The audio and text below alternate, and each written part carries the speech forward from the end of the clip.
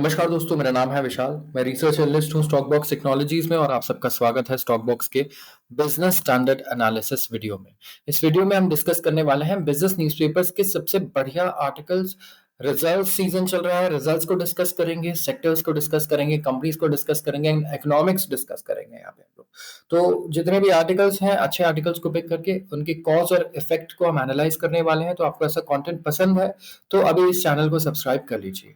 शुरुआत करते हैं आज के सबसे पहले आर्टिकल से। कल ही हमने कवर किया था कि इन्फोसिस को करीब 32,000 करोड़ का नोटिस मिला है, GST notice, income tax department से। अब यहाँ पे एक नया अपडेट आया है और वो अपडेट क्या है कि कर्नाटका गवर्नमेंट ने विड्रॉ कर लिया है ये नोटिस एंड सेंटर में गो फॉर रिव्यू। तो आइए जानते हैं कि क्या लिखा है इसमें आगे। Karnataka withdraws Infy notice, centre में go for a review. In a fast moving developments on Thursday की बात है ये कि कर्नाटका स्टेट अथॉरिटीज ने विड्रॉ कर लिया अपना pre show cause notice.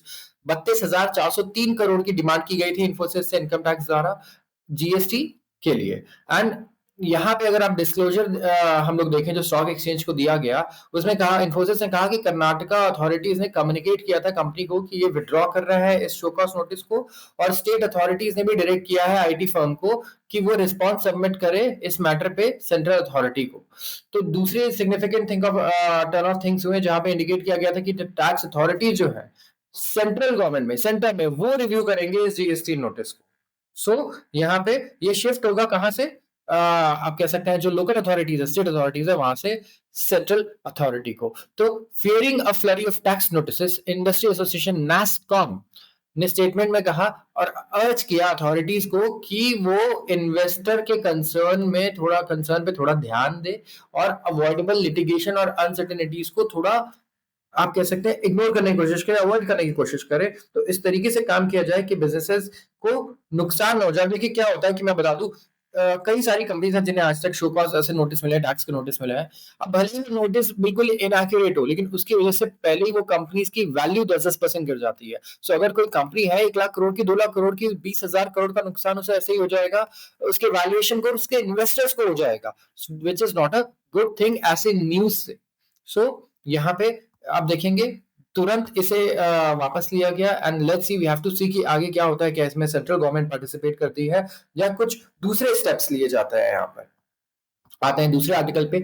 PV sales slip amid inventory pileup. यहाँ पे क्या बात हो रही है, पैसेंजर व्हीकल्स के सेल्स की बात हो रही है। जी हाँ, पैसेंजर व्हीकल के सेल्स नीचे आए हैं, ठीक है। एंड इन्वेंट्री यहाँ पे आप देखेंगे पाइलअप करिए। इन्वेंट्री मतलब आपके पास कितना स्टॉक पड़ा है। तो जो ओवरऑल स्टॉक है आपके पास, वो कब बढ़ेगा, वो ऊपर जाएगा जब आपकी सेल्स नीचे जाएंगी, राइट, क्योंकि स्टॉक पड़ा रहेगा वो बिकेगा नहीं, और वाइस वर्सा रिलेशनशिप है। तो जितने भी डोमेस्टिक पैसेंजर व्हीकल होलसेल्स है, टॉप कार मेकर्स जैसे मारुति सुजुकी इंडिया हो गया, टाटा मोटर्स हो गया, ह्युंडई मोटर हो गया, ठीक है, इसके अलावा महिंद्रा एंड महिंद्रा, टोयोटा के लॉस्कर, ये करीब 1.6% गिरा है ईयर ऑन ईयर पे टू 3,04,381 यूनिट्स।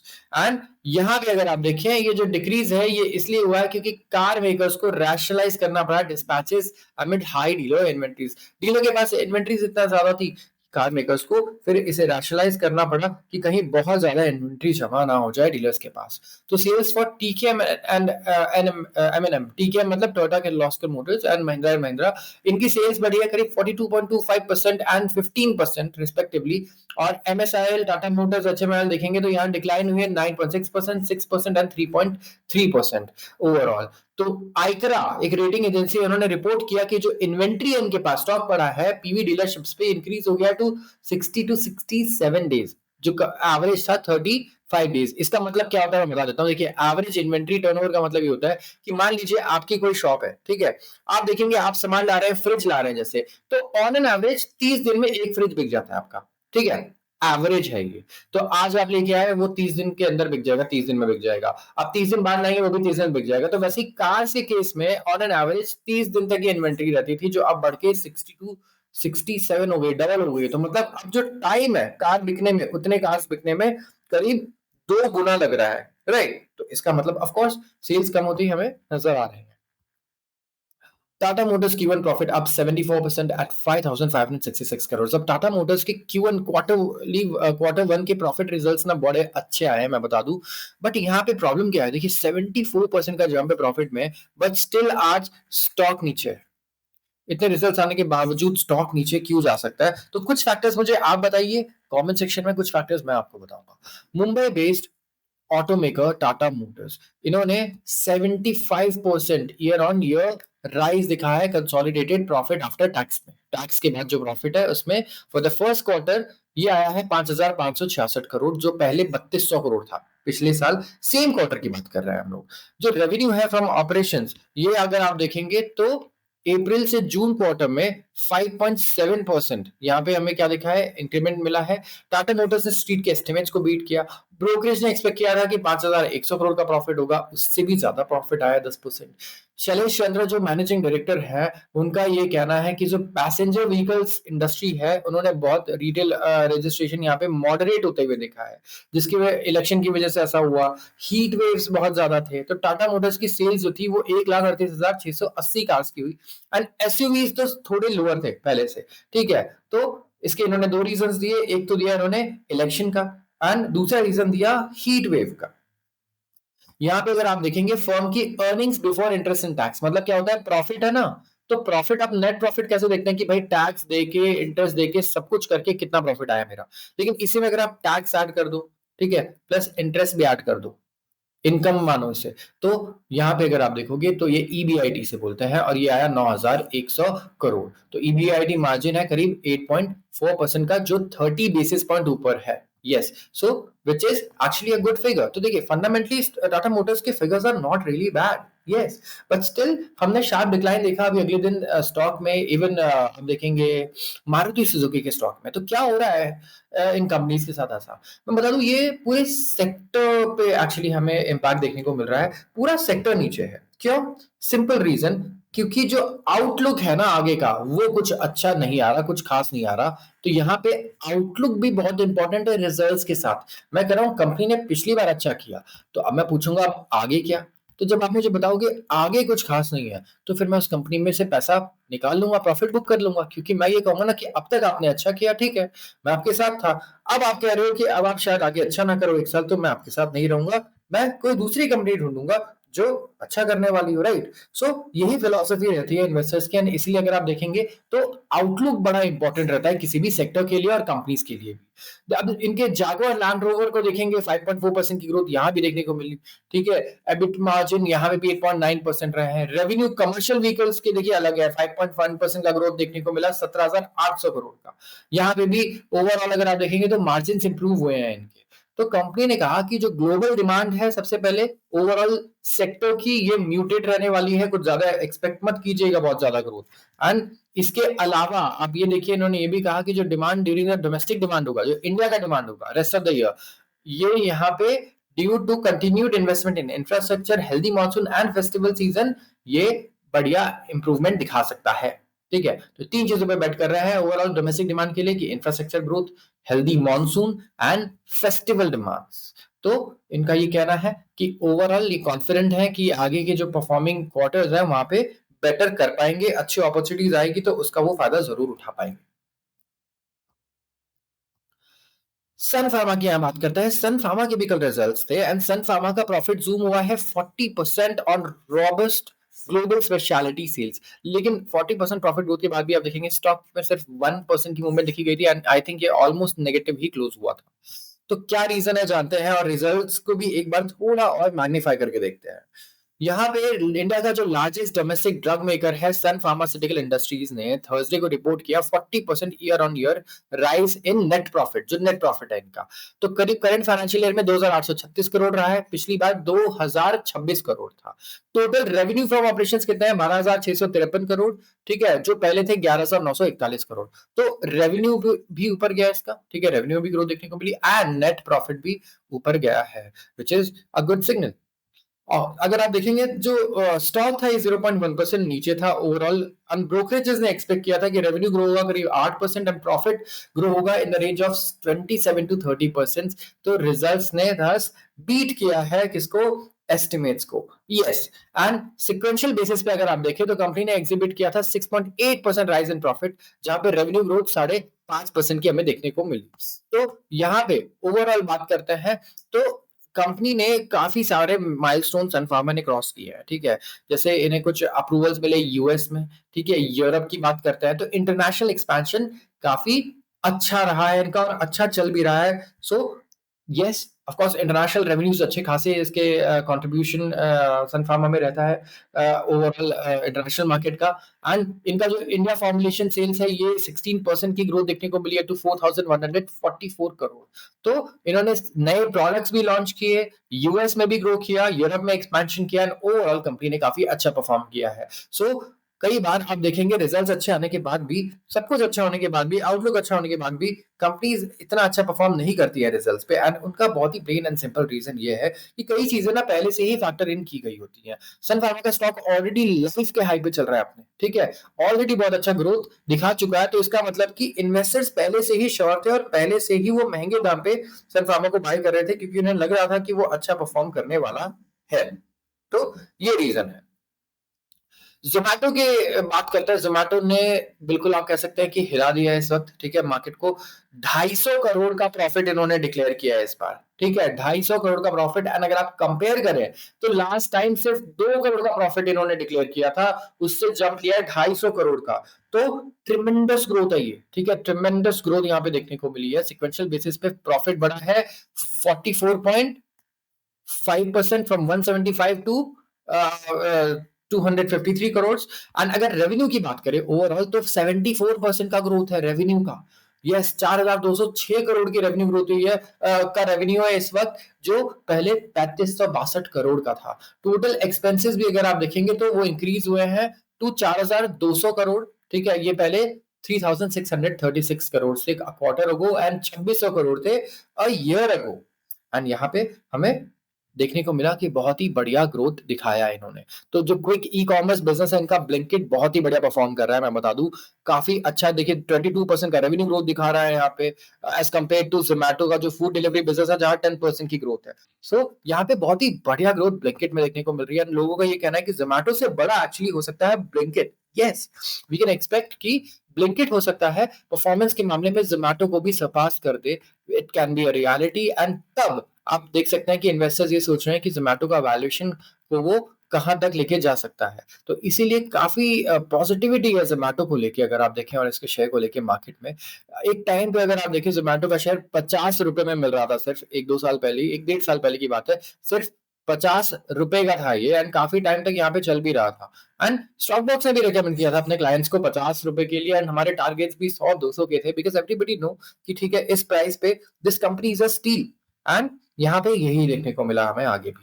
एंड ओवरऑल अगर आप देखेंगे तो कंपनी ने जीओवी ग्रोथ लिया है 53% का बिजनेस टू कंज्यूमर वर्टिकल्स में।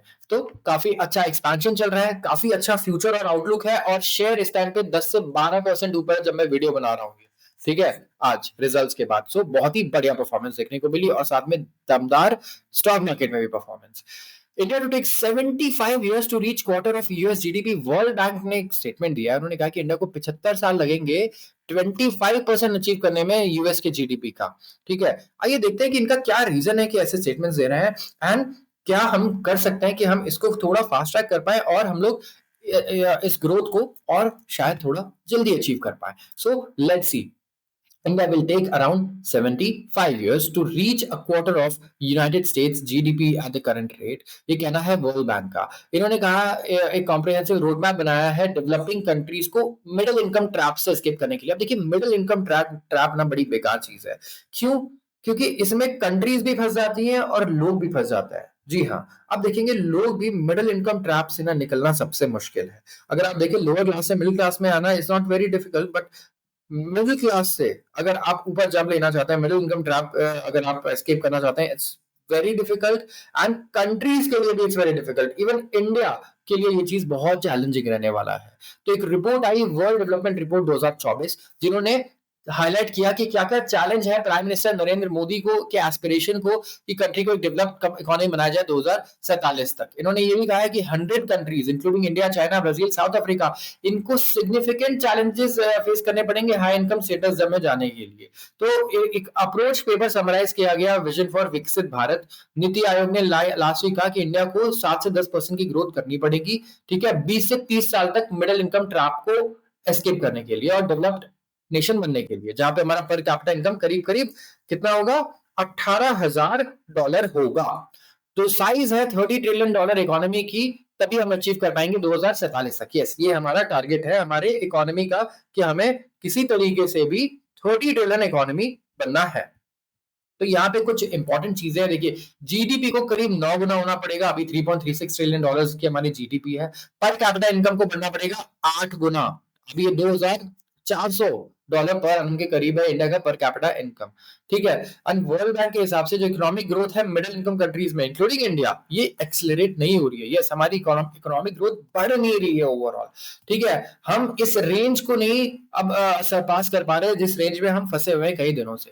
तो जो ऑब्जर्व रेट्स है ना इकोनॉमिक ग्रोथ के मिडिल इनकम कंट्रीज में, वो हाई इनकम कंट्रीज के एक्सीड नहीं कर पाते हैं बाय मार्जिन्स, बहुत बड़े डिफरेंस से, और एक जनरेशन में कैचअप करना पड़ेगा। जैसे हमारी जो जनरेशन है, मैं कहूंगा इसी जनरेशन में हमें कैचअप करना पड़ेगा और इंडिया को उस लेवल पे हमें लेके जाना होगा। तो जो चीफ इनमित गिल जो चीफ इकोनॉमिस्ट है वर्ल्ड बैंक ने, उन्होंने नोट किया कई सारी मिडिल इनकम कंट्रीज है ना, वो अभी भी रिलाई करती है आउटडेटेड स्ट्रैटेजीज पे जो पिछली सेंचुरी में यूज हुआ करता था, जो बेसिकली 100 साल पुरानी स्ट्रैटेजीज है, उन पर वो रिलाई करती है।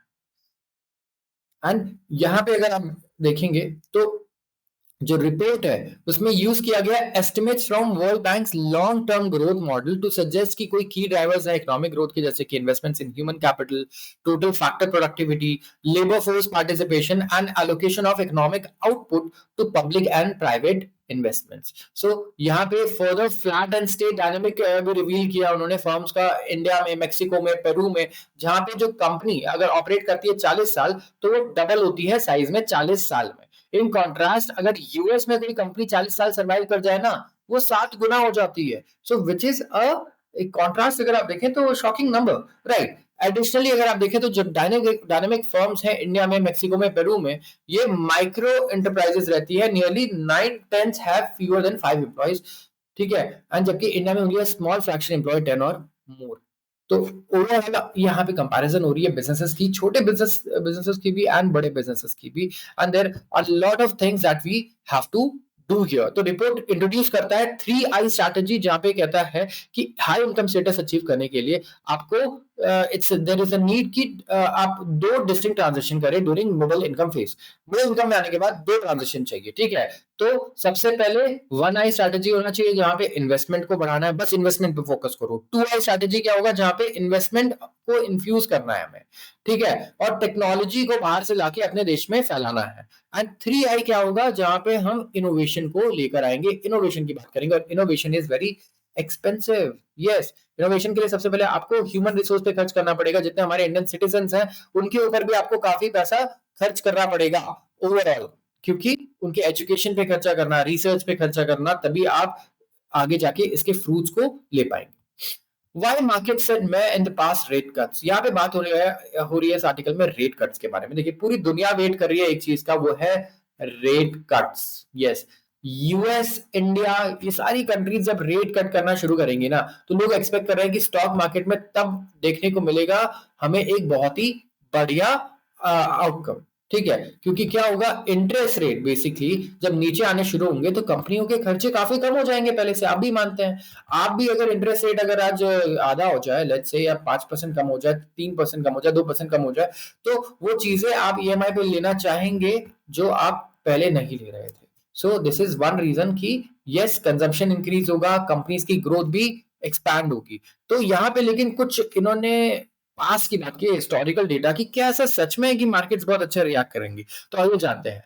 ग्लोबल मार्केट्स ने बहुत ही ज्यादा अभी देखेंगे कि बढ़िया परफॉर्मेंस दिखाया, दे हैव रिजॉइस्ड जब यूएस फेडरल रिजर्व ने सिग्नल किया कि सितंबर में फर्स्ट रेट कट आ सकता है, ठीक है। तो जो start of rate cut cycle है, ये खाली एक रीजन नहीं हो सकता कि स्टॉक मार्केट ऊपर चला जाए और बढ़ जाए। यस, अगर हिस्ट्री को देखें आप तो परफॉर्मेंस ऑफ इंडियन और US stock market previous rate cycle में बिल्कुल म्यूटेड था। यस, कुछ ऐसा देखने को नहीं मिल रहा था कि बहुत खास हो रहा है कि स्टॉक मार्केट बहुत बढ़ रहा है।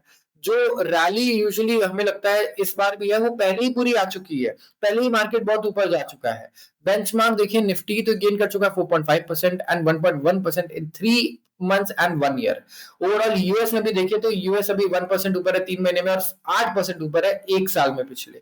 तो इक्विटी इन्वेस्टर्स ये रिकॉग्नाइज करना चाहिए इन्हें कि जो फॉरवर्ड रिटर्न्स है वो म्यूटेड रहने वाले हैं, क्योंकि एसएनपी जो यूएस का इंडेक्स है, जैसे इंडिया में निफ्टी है वैसे ही यूएस में एसएनपी है, यहाँ पे ये 21 के पी रेशियो पे चलता है। मतलब जितनी इनकी प्रॉफिट है ना, ठीक है, जो भी ये कमा रहे हैं उससे 21 गुना के वैल्यूएशन पे ओवरऑल, ठीक है। एंड यहाँ पे जो वैल्यूएशन निफ्टी की है वो भी करीब कितनी है, 21 है ऑन 1 ईयर फॉरवर्ड बेसिस। मतलब जितना भी हम नेट प्रॉफिट टोटल मिला के कंपनीज कमाएंगी उसका 21 गुने वैल्यूएशन पर अभी निफ्टी चल रहा है। तो इन पास्ट 6 इंस्टेंसेस एसएनपी ने ना पॉजिटिव रिटर्न्स दिखाए हैं 3, 6 एंड 12 मंथ्स में फेड रेट कट साइकिल में। तो क्या हुआ, जैसे ही सेंट्रल बैंक ने ब्याज दर घटाना शुरू किया तो पिछले 6 में से 4 बार एसएनपी जो यूएस मार्केट है उन्होंने पॉजिटिव रिटर्न दिखाया है। जैसे एक्सेप्शन था यहाँ पे 2001 और 2007, इन दो वक्त पे पॉजिटिव रिटर्न्स देखने को नहीं मिले। ओवरऑल एसएनपी 500 अभी 20.1 के पी पे ट्रेड कर रहा था 2001 में, जब रेट कट होने के बाद भी मार्केट नीचे चला गया। And 2001 was a very famous year, dot com bubble की बात कर रहे हैं, डॉट कॉम बस्ट हुआ था यहाँ पे, काफी अच्छा खासा मार्केट से पैसा वापस चला गया था। तो 2007 वाला कट साइकिल था वो भी ऐसा ही था, जहां पे सब प्राइम मॉर्गेज क्राइसिस आया था यूएस में। एंड यहाँ पे काफी हमें हार्ड लैंडिंग देखने को मिली, और जब रेट कट्स को नीचे लेके जाया गया, रेट को नीचे लेके जाया गया, रेट कट्स किए गए, तब भी we saw that stock market अच्छा परफॉर्म नहीं कर रहा है। So there is one thing that, ठीक है, 6 में से 4 बार में स्टॉक मार्केट ने अच्छा परफॉर्म किया है, 2 बार अच्छा नहीं किया है, बट दोनों एक्स्ट्रा ऑर्डिनरी इवेंट्स थे। एक था डॉट कॉम बबल एंड एक दूसरा था 2007 का mortgage crisis. So we can say that these were also extraordinary events and extraordinary times for the market. तो जब भी इकोनॉमी कुछ अच्छा नहीं करती है, ठीक है, तो एंड वैल्यूएशन अगर ऊपर जा रहा होता है तो मार्केट फेड के रेट कट के बाद ऊपर नहीं जाता, ठीक है। मार्केट अगर इकोनॉमी कुछ खास नहीं कर रही है, वैल्यूएशन ऑलरेडी अच्छा चल रहा है, फेडरल रिजर्व के रेट कट से कोई फर्क नहीं पड़ने वाला, मार्केट वही रहेगा। अभी कुछ अच्छा नहीं कर रहा है, banks and small caps US में अगर आप देखेंगे तो वैसे भी कुछ खास नहीं कर रहा है। यूएस में सिर्फ टेक रैली है, एंड वो भी सिर्फ चिप मेकिंग कंपनीज और जो टॉप 5 कंपनीज है टेक की, उनकी रैली आपको देखने को, ठीक है। तो यहाँ पे यही डिस्कशन हो रहा है कि चैलेंजिंग रहने वाला है कि क्या आउटकम रहेगा फेड के रेट कट का इस बार, क्योंकि इस बार यूएस में इलेक्शंस भी है। मार्केट में रैली तो आई है, यूएस में मार्केट बढ़ रहा है, but tech company specifically semiconductor और एआई वाली, सिर्फ इनमें हमें इंक्रीमेंट देखने को मिल रही है, बाकी जगह ग्रोथ नहीं है। So we have to see what happens in US markets and Indian markets अगर ब्याज दर घटने शुरू हो जाए तो। आज के लिए बस इतना ही। अगर आपको वीडियो पसंद आई है तो जरूर इसे लाइक कर दीजिए एंड चैनल को सब्सक्राइब करना बिल्कुल मत भूलिएगा। आप सबका बहुत बहुत धन्यवाद।